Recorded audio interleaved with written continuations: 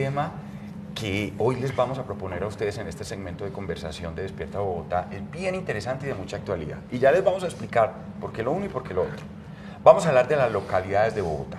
Entonces, ¿por qué creemos que es un tema interesante? Pues porque nos hemos dado cuenta que hablamos de las localidades y no sabemos muy bien cómo funcionan, cuáles son los alcances de los alcaldes locales, cuáles las del alcalde mayor y cómo podemos los ciudadanos participar en la administración. Como en Despierta Bogotá nos interesa tener herramientas para entender la ciudad, este es un tema de todo nuestro interés. Ahora bien, ¿por qué es de mucha actualidad? Porque la Comisión Primera de la Cámara de Representantes aprobó hace poco, mes pasado de hecho, en primer debate, todavía faltan varios, delimitar las competencias de las alcaldías locales para fortalecer el rol del alcalde local. También se habla de cambiar algunos requisitos, el rango, el salario y dar a los ediles, y esto viene a ser interesante, facultades de control político. Pero igualmente se busca actualizar el número de las localidades. ¿Estará bien 20? ¿Se necesitarán más? ¿Se necesitan menos? ¿Se necesita establecer nuevos límites geográficos? Bueno, de hecho el autor de esta iniciativa, el representante José Daniel López, está con nosotros hoy para explicárnosla. Como ven, es un tema interesante y de actualidad. Pero antes de presentar a nuestros invitados, hagamos un poco de historia que siempre cae bien para entender cómo llegamos a donde estamos.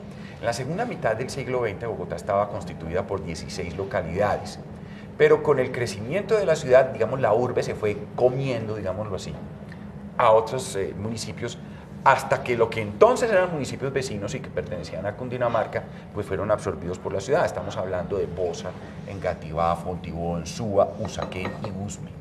El 17 de diciembre de 1954 se creó el Distrito Especial de Bogotá y esos municipios fueron entregados su administración a la ciudad. Para los años 70 ya no se llamaba, se les llamó, alcaldías menores. En el 91, en la Constitución del 91, el Distrito Especial, así se llamaba, se convirtió en Distrito Capital.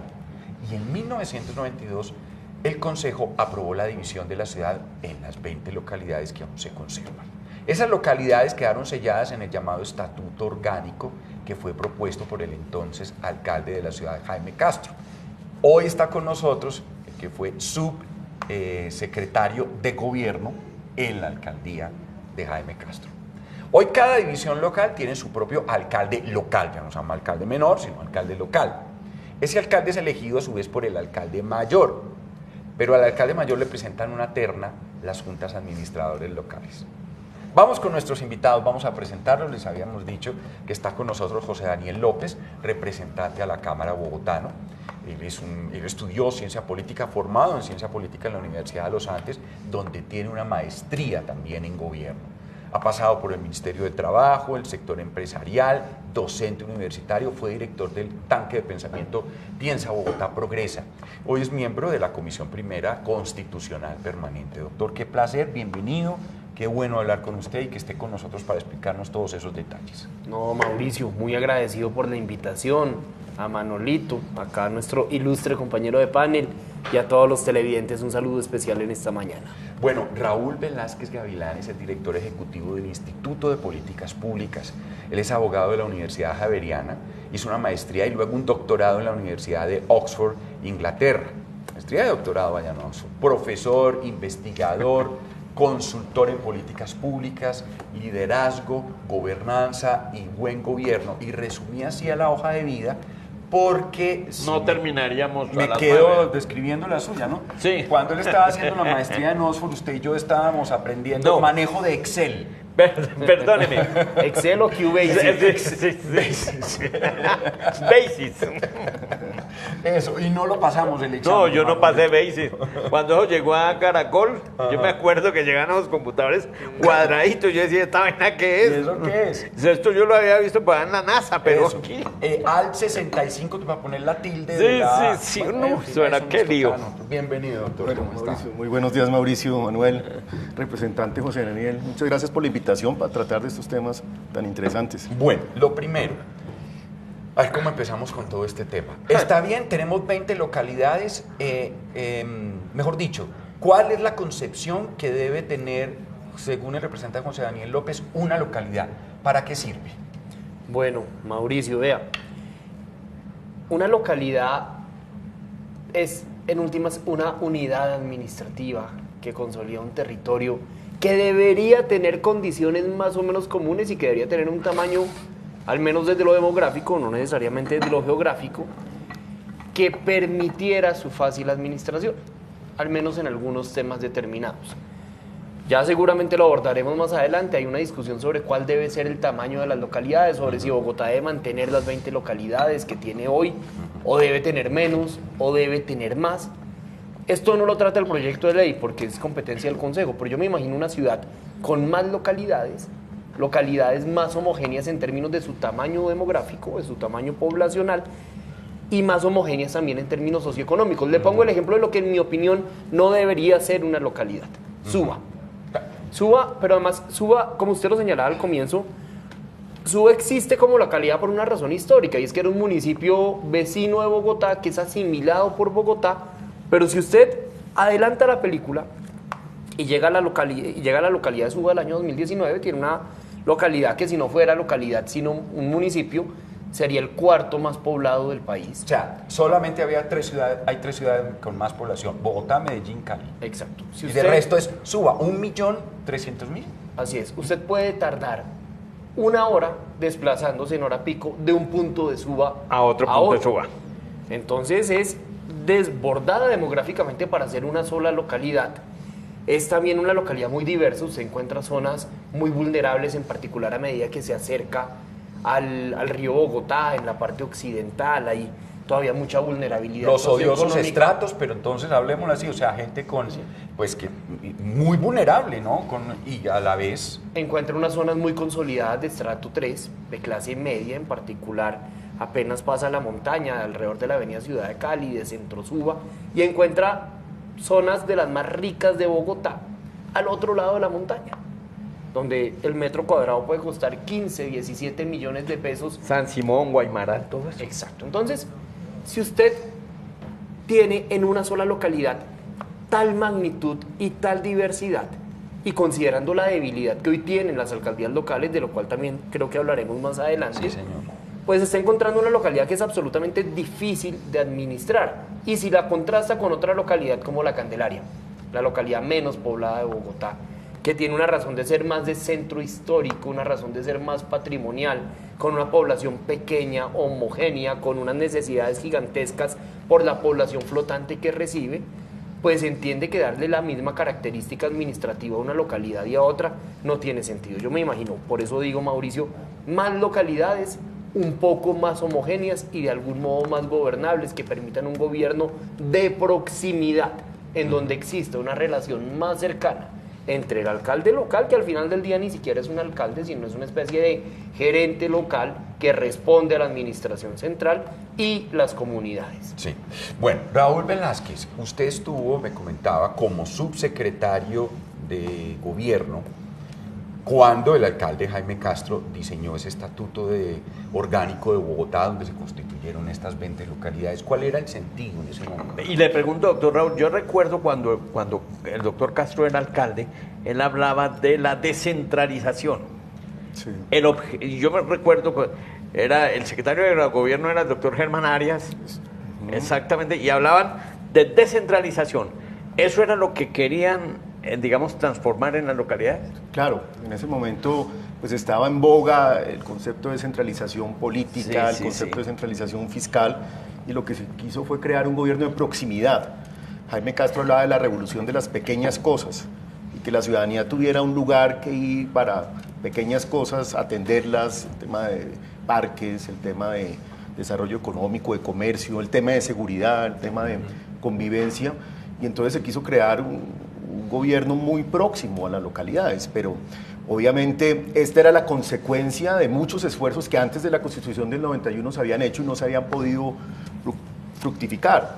Viene la Constitución del 91 y abordó el tema y lo hizo con un modelo un poco incipiente, pero se hizo porque se necesitaba. Había muchos paros, muchas protestas en las distintas alcaldías menores, la ciudadanía estaba muy insatisfecha, había una clase de líderes que querían ascender y no tenían una instancia. Entonces las JALES fueron unos espacios importantes para dinamizar la democracia, pero el modelo se logra implantar y ahí quedó como incipiente y no se ha modernizado. Ya vamos para 30 años del modelo.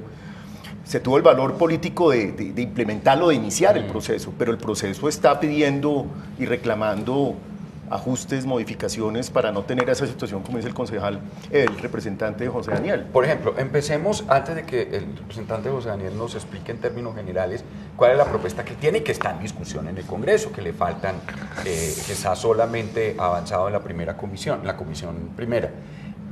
¿Qué ve usted en líneas generales que pueden ser, claro, con el acomodo de los tiempos, con lo que está sucediendo hoy, en líneas generales, los cambios que necesita una localidad en Bogotá, o la localidad? Pues el tema esencial es la distribución de funciones y competencias. ¿Para qué es una localidad? Y eso no se ha hecho. No encuentro alcaldes que tienen 180 funciones, que hacen de todo y eso es hacer nada. Y los ciudadanos no logran entender para qué es una alcaldía local. Si uno mira la encuesta bienal de culturas, uno ve que poca gente conoce las localidades. Pero lo curioso es que poca gente conoce las localidades, pero los que la conocen confían más en las localidades que en la alcaldía mayor. ¿Sí? Entonces ahí hay una materia prima importantísima, a la gente le gusta ese gobierno próximo, pero mientras no haya una identidad de que el ciudadano diga yo voy a la alcaldía a esto y que el ciudadano necesite la alcaldía, es muy difícil construir un modelo. Digamos, se hizo el modelo incipiente, pero había que hacerlo. Pero han pasado 30 años y no sabemos muy bien para qué es una alcaldía local. Tienen recursos, a diferencia de otras alcaldías locales en el país, pero hacen tantas cosas que terminan unos ediles haciendo campaña, generando unos grupos con muy poca votación, perpetuándose en los cargos, pero ¿qué tanto estamos construyendo ciudades de las localidades? Eso no lo estamos haciendo. Se hacen muchas cosas pequeñas, pero no se sabe muy bien para qué es. Y hasta que no se cierren entidades en el centro y se rompa con la duplicidad de funciones, pues uno no cree que tiene un verdadero gobierno local. Oiga, Mauricio, es que ¿cómo fue lo que usted me contaba de los perritos que los alcaldes locales tienen que garantizar la vacunación? Sí, no, tienen que garantizar, son 173 funciones, exactamente. Y cuando era alcalde Lucho Garzón le pasó algo muy curioso. La gente no sabía que existían ni siquiera alcaldes. Todavía hay gente que dice que alcalde menor. Sí, todavía. Entonces, ¿qué pasaba? La gente no sabe cuál es la función del alcalde, no sabe ni siquiera cómo se llama el alcalde de su localidad. Entonces, ¿qué hace Lucho Garzón? Hubo la veedora de entonces, que era la doctora María Consuelo del Río, detecta unos hallazgos, sí, pero sí de corrupción, y comienza Lucho a decir que hay que hacer, hay que visibilizar las alcaldías. ¿Qué hace él? Nombra 20 alcaldesas. Esa es la primera vez que como que la gente se da cuenta que en Bogotá existen alcaldías locales, pero la gente no sabe para qué son. Y hoy en día no saben. En general el proyecto, José Daniel, representante. Bueno, mira, Mauricio, lo primero es hacer un reconocimiento acá al Estatuto Orgánico de Bogotá que tenemos. Esta es una norma impulsada por Jaime Castro, en su momento también por el doctor Raúl Velázquez, que le ha servido muchísimo a la ciudad. Digamos, este proyecto de ley parte de la noción de construir sobre lo construido. Las normas no deben reformarse porque sí. De hecho, de algún modo considero virtuoso que esta norma aún no haya sido modificada, contrario a lo que ha ocurrido con la Constitución política. En este caso en particular queremos reformar solamente el capítulo de localidades. Hay muchos otros temas que hacen parte del Estatuto Orgánico y que no incluimos en esta reforma. Primero que debo decir, es una norma muy valiosa. Vamos a actualizarla más que a reformarla estructuralmente y solamente en el capítulo de localidades. Segundo, y antes de explicar el contenido del proyecto, quiero resaltar algo de la naturaleza política del proyecto, y es que es un proyecto de consenso de la bancada de representantes por Bogotá.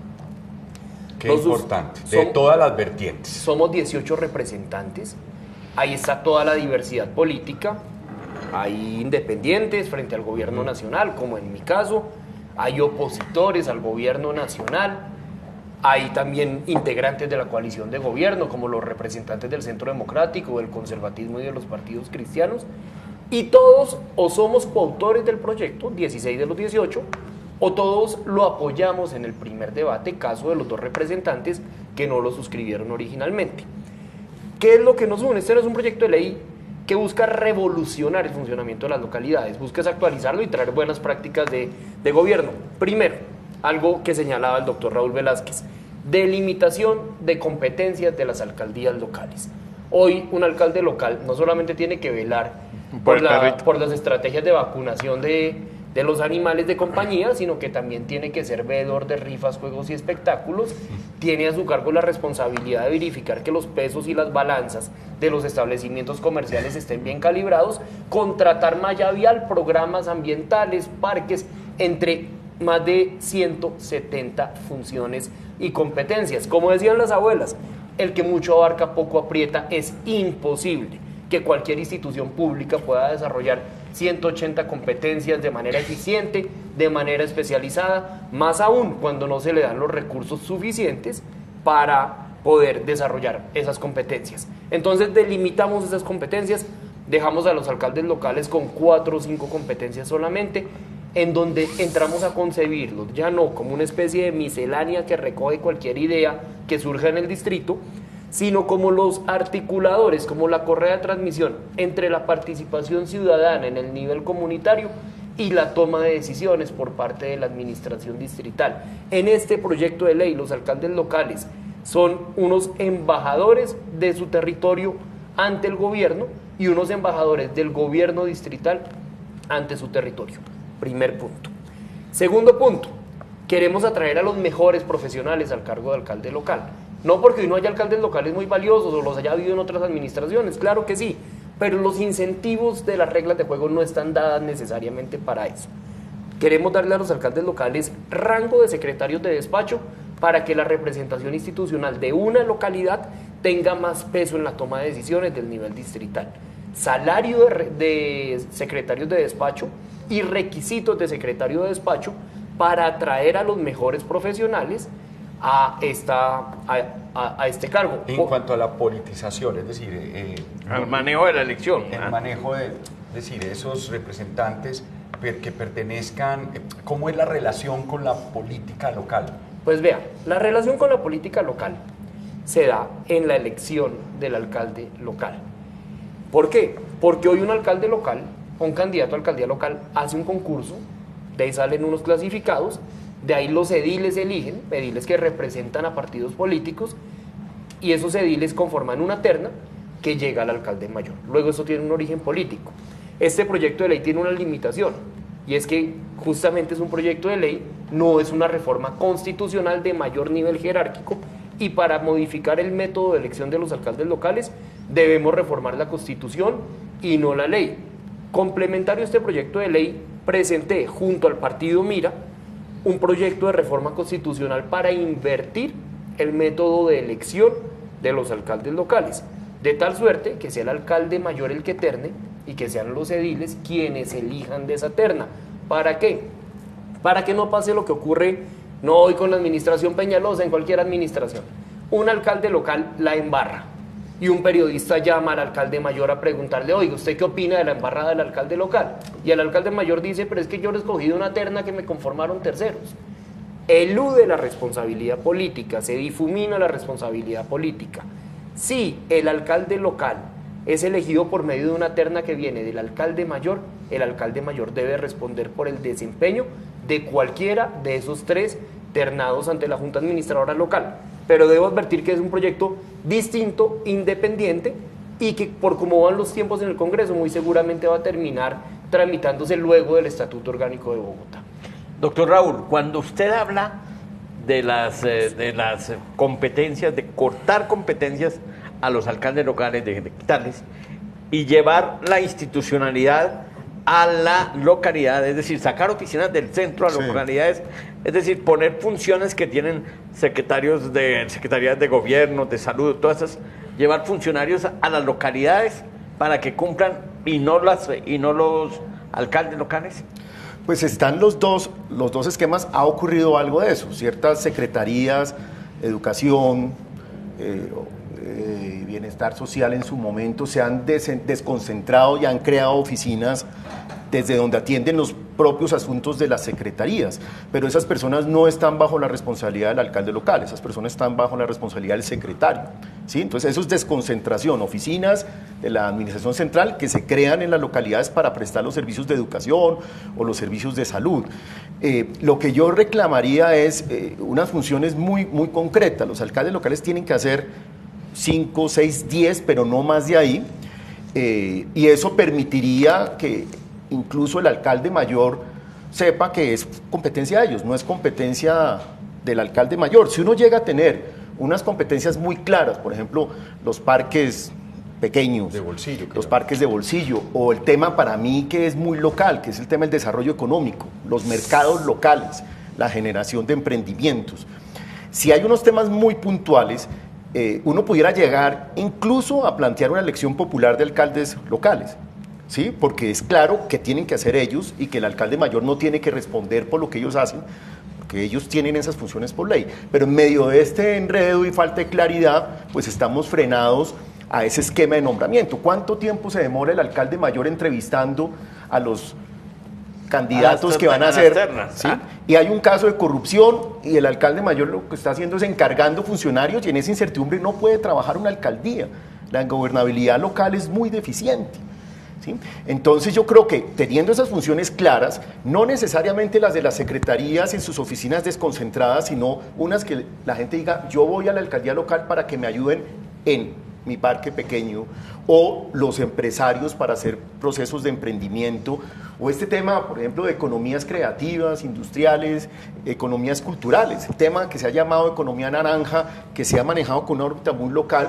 Pues bueno, eso lo hace el alcalde local responde ante su ciudadanía. Un tema importante que sé que habría que pensarlo con calma, pero Bogotá tiene derecho por la Constitución a un estatuto propio, distinto al del resto de las ciudades en Colombia.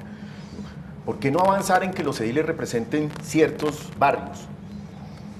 ¿Sí? Para que la gente sienta que mi edil, independiente de quién ganó, es el que representa a una UPZ o dos UPZs, y la ciudadanía comienza entonces a sentir que sus UPZs tienen un edil que fue el que ganó, porque en este momento el edil representa a sus maquinarias, a sus 2.000, 3.000 personas que están repartidas por toda la localidad. Así es muy difícil que las localidades tengan sentido. Eso parecía la propuesta de, ¿cómo es que se llama? El del Partido Verde. John Sudarsky. De John Sudarsky. Sí. John Sudarsky del sistema electoral mixto. ha pensado mucho. Exacto. Y Bogotá lo merece. Bogotá es una ciudad que merece tener un sistema electoral moderno en donde los ciudadanos nos sentamos representados en el Consejo para unos temas y en la JAL para otros temas.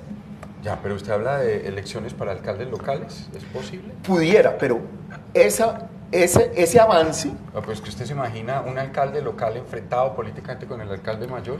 pero si tiene funciones claras, es distinto. Mientras no haya funciones claras, no vale la pena hacer esa reforma. Las reformas se hacen cuando haya presupuestos básicos para hacerlas. Mientras no haya un modelo de gobierno local en la ciudad, no vale la pena avanzar hacia elecciones populares de alcaldes. El proyecto que ustedes han presentado no considera elecciones locales. No debo ser muy claro en que este es un proyecto de ley de naturaleza orgánica que no modifica ni el método de elección de los alcaldes locales ni el método de elección de los ediles. Sí. Para abordar esa discusión debemos irnos necesariamente a una reforma Constitucional, porque el estatuto orgánico solo se puede reformar a través de una reforma constitucional. Pero el estatuto orgánico es una ley.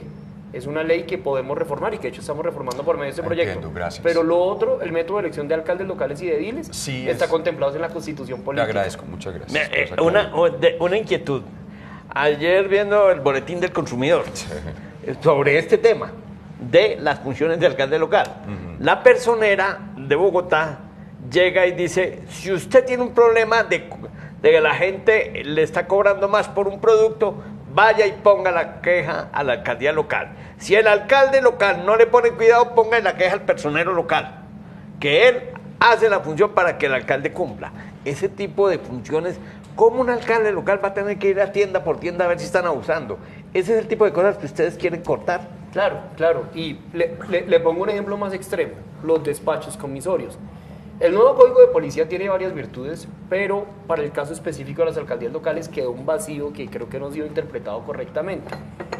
Se determinó que los despachos comisorios, que son las diligencias de desalojo de arrendatarios que no quieren entregar el bien, que no quieren entregar un apartamento, la debe hacer el alcalde local en persona. Así. Entonces, cuando usted tiene un apartamento en el barrio La Gaitana y quiere recuperarlo porque se le quedó una familia que no le paga, que no le devuelve el predio, nada, usted le manda una carta a la alcaldía local de Suba, y la alcaldía local de Suba, y por poner un ejemplo, digamos, no sé si es el caso en Suba o pasa en cualquier otra localidad, le responde y dice, tenemos un cronograma su cita para el desalojo, para la diligencia para el despacho comisorio, ¿Qué queda haces? programada para el 10 de junio del año 2023, porque debe ser el alcalde local en persona, en calidad de garante, acompañado del Ministerio Público, quien realice la diligencia. Entonces, al mismo tiempo pretendemos que contraten vías, que contraten parques, que sean veedores, que hagan inspección, vigilancia y control, pues digamos una institución que en este punto está diseñada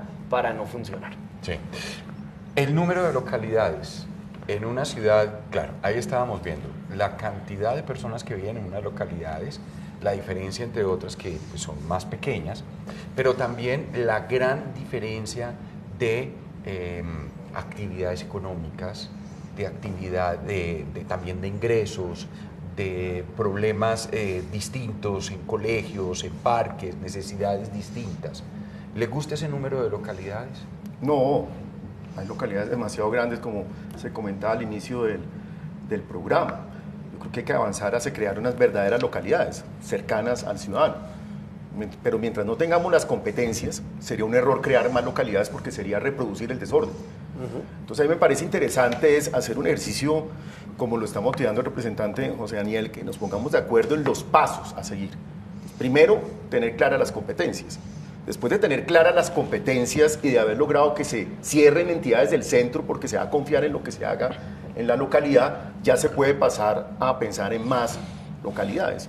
O incluso, ¿por qué no?, a una figura de nombramiento de un alcalde local que sea mucho más autónomo y que no se demore un alcalde mayor entrevistando, ¿cuántas? Si tenemos 30 localidades, 40 localidades, ¿cuánto tiempo se demora el alcalde Inclusive, mayor? alguna vez se habló de que Bogotá tendría que tener 80 localidades. Claro. Eso ya es... Ya es demasiado. Demasiado. Pero cuando uno habla tener más localidades sin tener claro para qué es una localidad, es Sí. irresponsabilidad. ¿Sí? Tenemos que tener claro para qué es una localidad. Y eso es modelo de gobierno local. ¿Para qué es el gobierno local? Ese debate no lo hemos hecho. Ahora bien, doctor José Daniel, cuando uno llega y mira las localidades, entonces usted ve en las localidades que hay todos los estratos en algunas. Por ejemplo, usted coge Chapinero y hay todos los estratos. O en Usaquén están todos los estratos. Dice uno, ¿cómo se dividirían? Suba. ¿Cómo se dividirían esas localidades? Por, digamos, capacidad económica. Porque Chapinero es la más rica, la que más le produce plata a Bogotá. Y Puente Aranda también, por la industria, por todo eso. ¿Cómo se hace para que esa descentralización permita que la fortaleza de inversión sea justa con la misma localidad? Vea, Manolito, lo primero es hacer una aclaración. Nosotros en el proyecto de ley no vamos a definir el nuevo límite de las localidades.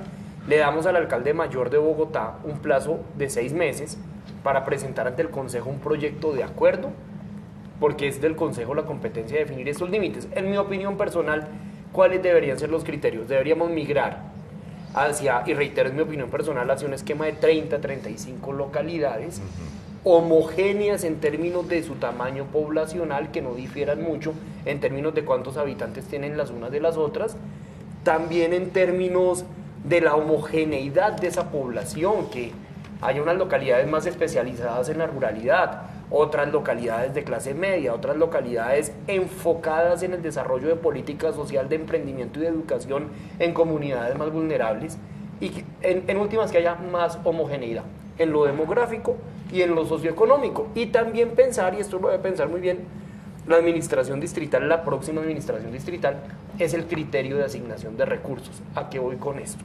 Una queja permanente en La Candelaria, en Teusaquillo, en Santa Fe, en Chapinero, es que son localidades que salen duramente castigadas en la distribución de los recursos, porque hoy el criterio es de población y de necesidades básicas insatisfechas.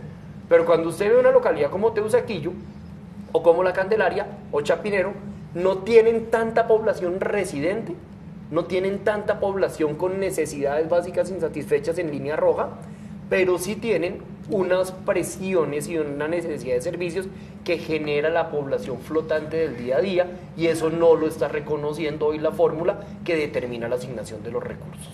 Ya. ¿Cuál debería ser? Empecemos a pensar en los perfiles de un alcalde local. ¿Cómo le gustaría a usted que fuera ese alcalde local? ¿Tirado hacia lo político, hacia lo tecnócrata? Sí, ¿Qué le parece? Pues creo, o cómo definiría los perfiles? Yo creo que es un debate que incluso no lo hemos dado a nivel nacional con los mismos alcaldes de los municipios, ¿no? No hay requisitos para ser alcalde y los procesos de descentralización tanto en Colombia como en Bogotá lo que han hecho es convertir a los alcaldes en gerentes de unas empresas de desarrollo muy importantes. Pero en este momento no hay requisitos para ser alcalde de cualquier municipio. Nos quedamos con la idea de que los alcaldes municipales o los alcaldes locales o zonales en su momento eran autoridades de policía. Por eso toda esta cantidad de funciones de policía. Entonces yo creo que tenemos que decir, ¿van a seguir siendo autoridades de policía o van a ser gestores del desarrollo? Yo creo que hay que inventarse un modelo que permita las dos cosas, pero no necesariamente en la misma persona. Puede haber un alcalde local, gestor del desarrollo, y puede haber una infraestructura de la Secretaría de Gobierno, de la Secretaría de Seguridad, que esté mirando los aspectos de policía, no necesariamente con funcionarios elegidos popularmente. ¿Sí? Entonces hay una duplicidad de temas que es esencial en el territorio, pero no hemos pensado en quién maneja lo policivo. Lo policivo sí tiene que ser manejado por una autoridad que depende del alcalde mayor. Ahí no puede haber elección popular, pero el desarrollo sí puede ser realizado por un funcionario mucho más independiente y mucho más preparado. Mientras no pensemos en el modelo y cómo manejar esos dos grandes temas, pues es muy difícil avanzar hacia el modelo que merece Bogotá, ¿no? Ahí, en este momento hay muchos ediles que me están reportando el interesante tema que estamos desarrollando. Bueno. Y le quiero preguntar al doctor Juan Daniel, precisamente la ley trae una reforma para, digamos, las calidades de los alcaldes locales, ¿no es cierto? Así es. ¿Y qué tipo de calidades van a exigir? Bueno, no, en términos de requisitos para los alcaldes locales van a ser los mismos requisitos y el mismo salario de los secretarios de despacho. En este caso deben ser profesionales con determinada experiencia y formación académica. Algo ya que hay ediles pendientes de esto que me parece muy importante aclarar. No estamos modificando el cálculo de la remuneración de los ediles, porque en algún punto surgió esa inquietud.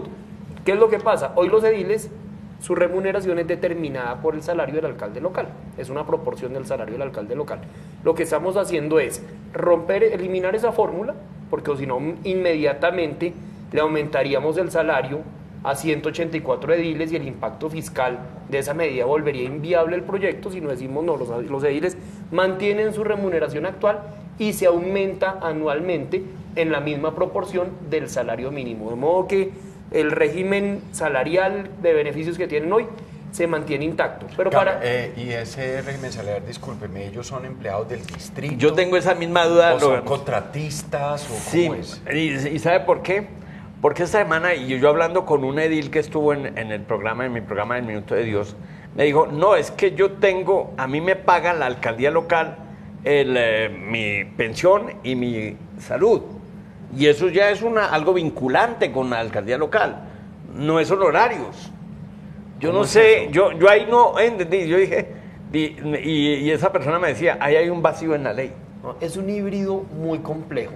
Muy complejo. Porque al mismo tiempo tienen un régimen de incompatibilidades propio, por ejemplo, sí, de los congresistas, digamos un poco menos severo, pero similar, pero al mismo tiempo no les pagan por sesión, al igual que a los concejales, pero no tienen una vinculación en calidad de funcionarios públicos. A un edil no le pagan cesantías, a un edil no le pagan primas, sino le pagan por las sesiones a las que asistan. Nosotros, de hecho, yo ya he visitado 10 de las 20 juntas administradoras locales y estamos examinando fórmulas para ver si desde este proyecto de ley, si esa es la vía para resolver el problema laboral. Porque hoy, por ejemplo, para un edil sacar un crédito bancario porque quiere cambiar de casa es una pesadilla, porque vaya y explíquele a un banco cuál es su condición laboral si no cabe en una casilla ni en la otra. Sí. Frente a ese punto, ¿qué opina usted? Ese punto hay que pensar en los ediles, hay que pensar en los ediles. Los ediles son como los vasos capilares de la democracia en la ciudad. Hay 184. Yo creo que Bogotá puede tener más ediles, pero hay que pensar dentro de ese modelo que tenemos que construir de gobierno local, ¿cuál va a ser el papel del edil? Porque por el momento el edil tiene una función muy general, hace política, busca a unos ciudadanos, hace unos proyectos, ¿sí? Pero representa a sus ciudadanos, no representa al territorio. Entonces hay que avanzar en eso, pero hay que pensar en eso de una forma muy cuidadosa. Si uno va a plantear una nueva distribución de localidades, es muy posible que los ediles se opongan. ¿Por qué? Porque si un edil es elegido en Suba, con votos de un extremo de Suba y con votos del otro extremo de Suba, se van a oponer a que les fraccionen su grupo electoral. Entonces, esa reforma hay que pensarla de una forma muy inteligente en manejo de tiempo. Entonces, en el 2030 Bogotá va a tener esta división, porque si uno la pretende hacer para el 2023, los ediles no lo van a dejar hacer. Pero si tenemos un modelo construido que gradualmente se va a ir implementando, incluso con el valor de decir nos aguantamos a tener esta nueva estructura y estos nuevos territorios en el 2030, los ediles se van a desprender de sus intereses egoístas y van a permitir que tengamos más localidades. Se han intentado muchas veces crear más localidades, pero los políticos no la dejan crecer porque a quién le interesa que se le fraccionen sus votos. Al mismo concejal que es el que aprueba. Claro, entonces los mismos políticos se oponen a tener un modelo de gobierno local, entonces hay que jugar con el tiempo y decir, esto lo vamos a hacer en el 2030, usted en el 2030 ya va a estar en la Cámara o en el Senado, entonces sea generoso y vote esto, pero si hacemos una carta de navegación en que gradualmente vamos avanzando de a poquitos en competencias, número de localidades, rol de los ediles, dentro de esta maraña institucional en donde uno puede modificar la ley y no la Constitución, y cuándo la Constitución, si tenemos todos los bogotanos ese acuerdo y ese modelo claro en el tiempo, a 20, 30 años, lo hacemos. Pues fíjese, doctor Raúl, que ese fue el modelo o el concepto para sacar adelante la segunda vuelta para elegir alcalde de Bogotá. Claro. Haberlo intentado para 2019 No. habría sido hacer una reforma con encuesta en mano y con beneficiarios y perjudicados, claro, porque con el Estado las cosas hoy, yo creo que todavía hoy no entendemos a quién habría beneficiado y a quién habría perjudicado. Pero cuando mandamos el balón para el 2023, Ya la gente logramos se generar más Exacto. tranquilidad. Eso es un buen No. Doctor José Daniel, a propósito, usted hablaba de las funciones de los ediles, de las JAL. Las funciones de las JAL, hoy el control político son saludos a la bandera. Me da la impresión, ¿o no? Sí, vea, Manolito, Por eso era que nos reíamos. estamos resolviendo dos cuellos de botella. Uno de ellos es el del control político. Si hoy un edil juicioso, Pilo, quiere citar al alcalde local a un debate para ver cómo se está gastando la plata de los parques, y el alcalde local no quiere ir o no quiere delegar a un funcionario, lo puede hacer perfectamente porque esos debates tienen una naturaleza opcional. Pueden invitar, más no citar. Cuando un ministro falta un debate en el Congreso o un secretario falta un debate en un consejo o en una asamblea, se mete en un problema serio. Eso puede ser una falta disciplinaria. Exactamente. Acá estamos otorgándole a las juntas administradoras locales la facultad del control político para que los ediles pilos, juiciosos, veedores de los recursos de su localidad, puedan citar a debates a los alcaldes locales. No quisimos incluir en esto a funcionarios del nivel distrital para evitar una especie de parálisis en la administración, en donde imagínese a la directora del IDU o al secretario de Que cuando seguridad, no están en el consejo, que ya de hecho se están la pasan en el consejo, tendrían que atender también 20 juntas administradoras 20 locales. juntas administradoras, sí. Eso, digamos, lo lamento un poco que sea así, pero es la única posibilidad. Y segundo, estamos aclarando algo que fue una inquietud que recogimos en varias juntas administradoras locales, y es que pareciera que en el estatuto orgánico se dijera, digamos, es una expresión presa interpretación, que los ediles no pueden hacer gestión comunitaria. ¿Eso qué significa? Que si un edil va ante un alcalde local a decir arrégleme esta vía o arrégleme este parque para la comunidad que represento, estaría incumpliendo alguna disposición del propio estatuto orgánico, perdón. Por eso dejamos claro que los ediles pueden también adelantar gestión comunitaria sin que esto implique prevalencia o preferencia de las solicitudes de ellos a las solicitudes que haga cualquier comunidad. Y a mí me parece que es función de un edil. Claro. Pues claro, es que vea, le cuento como representante de la Cámara. A mí diariamente me buscan comunidades a decirme, oiga, tenemos inquietud por estos contenedores, por la inseguridad del barrio, por la vía o el parque. Yo no espero que las solicitudes de las comunidades que represento pesen más que las demás comunidades, pero lo que sí espero es que las entidades públicas competentes para resolver esos temas se acerquen a las comunidades a darles una respuesta. Su opinión frente al papel que tendrían que tener los ediles, lo que tienen ahora y en un proyecto para una Bogotá más eficiente. Yo creo que el edil tendría que tener dos roles. Uno de representar un territorio, no unas comunidades, sino un territorio, de tal forma que cualquier ciudadano sepa, este es el edil que representa a mis barrios. Pero Perdóname, ahí le pregunto, ¿no sería ese papel, yo no sé cómo llamarlo, que puedan tener las juntas de acción comunal? Pues ya las juntas existen, pero no son autoridad política como tal y Sí, no sí, ejecutan Y son recursos del nivel públicos. barrial, lo que Y son del entiende nivel el Raúl barrial, dice sí. más Sí, suprabarrial. Las JALes manejan recursos importantísimos, Ajá. un porcentaje importante del presupuesto de la ciudadanía. Entonces, yo como ciudadano tengo derecho a que alguien vele porque mi territorio esté cubierto, ¿sí? No mi grupo de ciudadanos, sino mi territorio. Pero uno pudiera pensar en esquemas, si Bogotá es una ciudad que merece modelos avanzados, uno pudiera tener ediles que representen territorios y ediles que representen los sectores de esas funciones propias de las JAL. Entonces, si la JAL va a manejar, o la localidad, desarrollo económico, seguridad y parques, pues los ediles pudieran decir, represento un territorio, pero represento durante este periodo el tema de desarrollo económico local, y el otro representará el tema de salud, y así vamos ganando en que los ediles tengan más trabajo para hacer políticas públicas locales, porque en el momento sin ese gobierno, pues los ediles representan a unos grupos de personas, pero no en construir una ciudad desde lo territorial, desde lo local.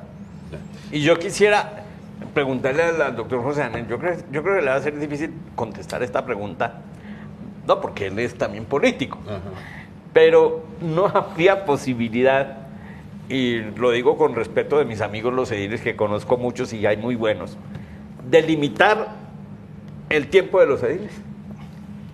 Pues yo sería, digamos, yo soy partidario del periodo coincidente entre el alcalde mayor, el Consejo de Bogotá y las juntas administradoras locales. Lo que creo que debemos hacer con los ediles es facilitar su especialización. Creo que el control político es maravilloso para que las JAL sean el escenario del surgimiento de nuevos liderazgos distritales. Los mejores congresistas que ha tenido este país, los mejores concejales que ha tenido esta ciudad son desde ediles. Y lo han hecho y se han dado a conocer por medio del control político. Darles esa facultad es una invitación a que nuevos liderazgos se tomen esas juntas administradoras locales, a que haya más transparencia, más visibilidad en la gestión de los recursos locales. Y como digo, creo que es la mejor manera de volver las JAL los semilleros de los futuros liderazgos en el Consejo y en el Congreso. Sí, tiene toda la razón. Yo conozco muy buenos ediles, que fueron ediles desde el 98, ahí conozco uno. De Chapinero, Manuelito. Chapinero, sí. Oigan, y las juntas juntas de acción comunal, que son, digamos, unas corporaciones sin ánimo de lucro, conformadas por vecinos, ¿habría que tocarlas? ¿Habría que darles unas nuevas funciones o dejarlas así? Pues al comienzo del modelo recuerdo que había muchos celos entre ediles y comunales, ¿sí? Pero a lo largo del tiempo, pues cada organización tiene su propia naturaleza, ¿no? La Junta de Acción Comunal está en un barrio velando por ese proceso del salón comunitario, quizás la seguridad. Se pudiera llegar incluso a pensar que los comunales de un territorio tengan un representante en la JAL, ¿por qué no? Se pudiera llegar a pensar en una JAL híbrida, una JAL que represente territorios, ¿sí? Puede ser una agremiación de UPZs, ya existe en Bogotá una definición técnica de planeación UPZs que agregan barrios. Y ya están definidas las UPZs. Entonces uno pudiera tener ediles que representen territorios como sumatoria de las UPZs. Número 3 de o pudieran ser UPZs, o 2 UPZs, una UPZ, entonces está el edil territorial. Y pudiera haber un edil funcional por el lado de los temas que son competencia exclusiva de la localidad, ¿sí? Entonces, desarrollo económico, parques, recreación, los temas de proximidad, ¿sí? O puede ser el tema de industria, cuando son localidades muy de industria, hay que dejar que hablen las localidades según su necesidad. Y pudiera uno decir, y hay un edil que representa al sector comunal. Entonces, son fenómenos híbridos que Bogotá los puede tolerar, que Bogotá los merece. Aquí me pregunta un edil, precisamente, Cristian González desde Rafael Uribe, saludo a Cristian. ¿Han pensado en quitar los honorarios de los ediles? ¿Solo pagarles los periodos ordinarios? No, de modo alguno. Nosotros vamos a mantener el régimen salarial actual de los ediles de Bogotá. Eso no se toca. Eso, yo sigo teniendo esa duda a raíz de lo que hablé con era una edilesa con la que estuvo en el programa, y ella me decía, usted hablaba de los préstamos de los bancos, pero ella decía, a mí me preocupa que el 31 de diciembre yo me quedo sin empleo, si no soy reelegido, y entonces ¿cómo quedo? ¿Puedo demandar porque me echaron o cómo? Es decir, el régimen todavía salarial, el régimen laboral todavía, ¿eso se puede aclarar más? Sí, no, yo creo que en el régimen salarial estamos en una posición clara y se mantiene, digamos, los ediles En seguirán el ganando salario, lo que ganan digamos, hoy sí. con actualización sobre el aumento del salario mínimo, en donde sí hay una oportunidad de mejora sin dudas en el tema del régimen laboral, de su Exactamente. condición o no de funcionarios públicos para que tengan mayor estabilidad como cualquier trabajador del Estado colombiano. Bueno, y su posición frente a las juntas administradoras locales. Sobre la la Junta de acción Acción Comunal, comunal. discúlpeme. Pues vea que lo que yo he visto en la práctica es que en muchos casos las juntas de acción comunal terminan sumándose o articulándose con los ediles de las localidades para adelantar procesos de gestión comunitaria. Entonces el edil termina volviéndose una persona muy importante para ayudar a sacar adelante la construcción del salón comunal, la mejora de las condiciones de seguridad o de iluminación o de parques en el barrio. Yo he visto que desde el estatuto orgánico a hoy, en la práctica se han generado unas reglas de juego informales que han llevado a que esas dos figuras que en un comienzo podían verse como antagónicas terminaron volviéndose complementarias. Y uno ve muchas veces que los ediles de Bogotá en algún momento antes de ser ediles o incluso siendo ediles son dignatarios de un barrio determinado, pero expanden su liderazgo, expanden su influencia política y terminan llegando a la Junta Administradora local.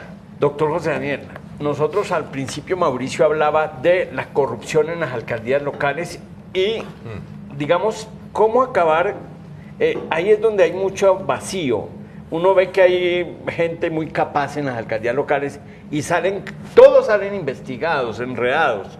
¿Cómo acabar con ese nicho de corrupción en las alcaldías locales? Porque yo todavía veo que desde que estoy cubriendo la información de Bogotá, no importa el nombre del alcalde mayor, la corrupción se da.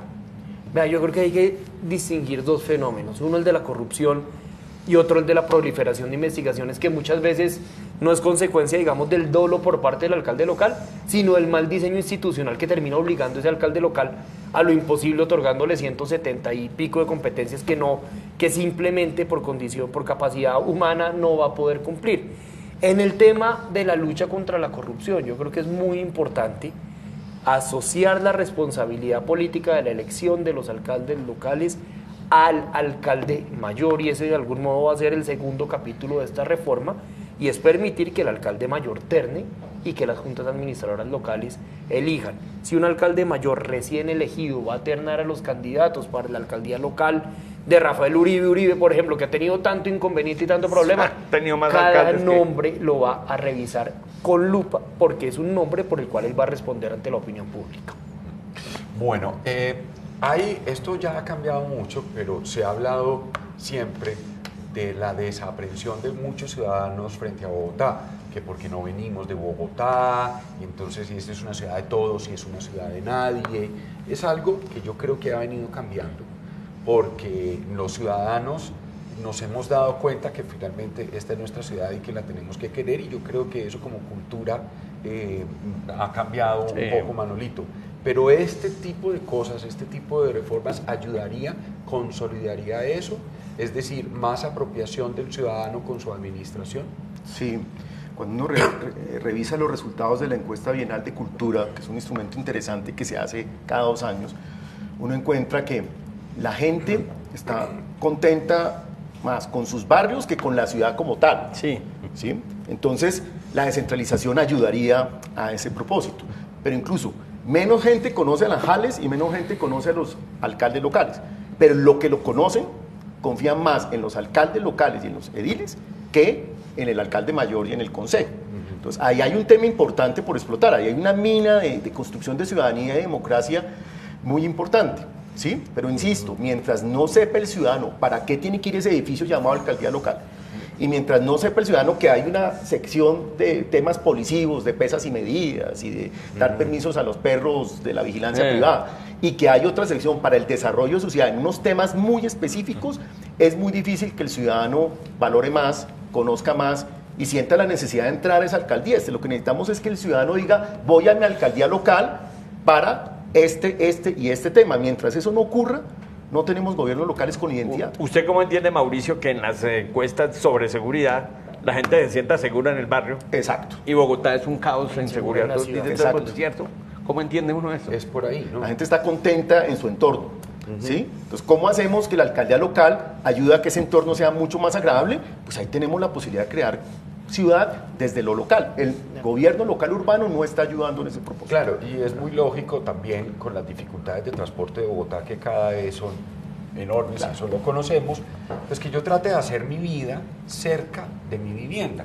Tenga el médico cerca, el supermercado cerca, el parque a donde voy cerca, los cines a donde voy cerca, o la biblioteca también la más cerca, y trate de evitar, si yo vivo en Suba, trate de evitar lo más posible ir a San Cristóbal, en el sentido de no recorrer toda la ciudad, pues para llegar a un sitio a otro, tan fácil, a no ser que trabaje allí, ¿no? Eso, por ejemplo, es una de las condiciones que nos hace sentir que de todas maneras las alcaldías locales tienen un sentido para gobernar una ciudad tan grande. Entonces, ¿qué le falta a ese proyecto, doctor José Gabriel? Daniel. Bueno, Mauricio, este es un proyecto de ley que requiere 4 debates. Ya lo aprobamos en el primer debate por consenso, eso es muy importante resaltarlo, en la Comisión Primera de la Cámara. Faltan 3 debates, vamos para la plenaria de la Cámara, esperamos dar el debate en 2 o 3 semanas, y luego faltará el debate en Comisión Primera del Senado, en plenaria del Senado, y esperamos entonces que sea sancionado. ¿Alcalde? Tenemos concepto de este proyecto de ley por parte de la Secretaría de Gobierno, concepto positivo con algunas modificaciones que en su mayoría incorporamos. He hablado también con la Secretaría de Hacienda sobre el tema para generar tranquilidad en materia de impacto fiscal. También quiero resaltar el papel de la sociedad civil en la construcción de este proyecto de ley. Pro Bogotá, la Cámara de Comercio de Bogotá han venido acompañando el proyecto, convocaron una mesa de expertos en donde recibimos hace tal vez 8 meses una retroalimentación valiosísima sobre este proyecto. Tardamos 1 año construyéndolo antes de presentarlo al Congreso. Hemos ido a 10 de las 20 juntas administradoras locales, hemos recibido opiniones de la Personería de Bogotá, de la Contraloría, de la Veeduría. De verdad que lo estamos construyendo entre todos y creemos que es absolutamente viable. Sí. ¿Le gusta en general este proyecto o qué le queda debiendo, qué le queda faltando? Me gusta y valoro mucho que el representante sea como el líder de ese tema. Yo le decía en un evento que coincidimos en la Cámara de Comercio que hay que tener una dosis de liderazgo muy fuerte y mucha confianza en el proyecto. El Congreso no se caracteriza por legislar para Bogotá. Acordémonos que el decreto 1421... Muy poquitos. Sí, entonces es meritorio hacerlo y es un gran desafío. Si se logra, sería un éxito sin precedentes porque el Congreso no tiende a legislar sobre Bogotá. Entonces me parece que está el liderazgo, hay temas importantes. No he visto la última versión del proyecto. Creo que en ese artículo hay que forzar a que el alcalde presente, no sé si uno puede decir, ese proyecto de ley al Consejo para distribuir competencias, inventarse alguna fórmula que haga sentir al alcalde mayor responsable, compromiso, o que si no lo hace eso puede ser causal de mala conducta, alguna cosa, porque de lo contrario, pues si no es obligatorio el alcalde puede enredarse, ¿sí? Lo que sería interesante, y confieso que ese no le he hecho seguimiento, es, bueno, ¿y qué están diciendo los candidatos a la alcaldía hoy sobre el tema de descentralización? ¿Sí? Pero bueno, eso es un tema político, no quiero enredar. No, pero fíjese un comentario. El Nuevo Siglo sacó una nota sobre el tema hace 2 días y los 4 candidatos a la alcaldía coinciden en la importancia de una reforma al estatuto orgánico. Bueno, qué bueno. Sí. Pues muchísimas gracias, son las 8. He sacado una conclusión para el 2023, porque ahorita no puedo, me lanzaré a edil. Muy bien. ¿De verdad? ¿Del edificio? Del edificio. ¿Cuál localidad? Entonces? Voy en Usaquén.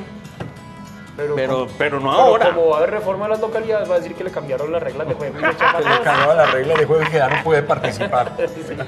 Sí, va a haber reforma de las localidades, todavía no tenemos claro. Por ahora esto no va a cambiar el número. Pasaría, el consejo entonces. Es el que tiene la. Entraría. Pero lo tiene que presentar el alcalde al consejo. Sí. El proyecto de acuerdo para actualizar el límite, sí, el alcalde mayor al consejo en un término de 6 meses a partir de la expedición de la ley. ¿Y si no lo presenta? Se considera una falta de disciplina. Habría que hacer eso. Se considera una falta de disciplina. Sí, no es una obligación legal, la ley debe cumplirse. Pues y no la ley, creo sí. que ningún alcalde se atreva pues, a desafiar la ley. Evidentemente, sí. Que hay algunos que es cada ratico. Evidentemente.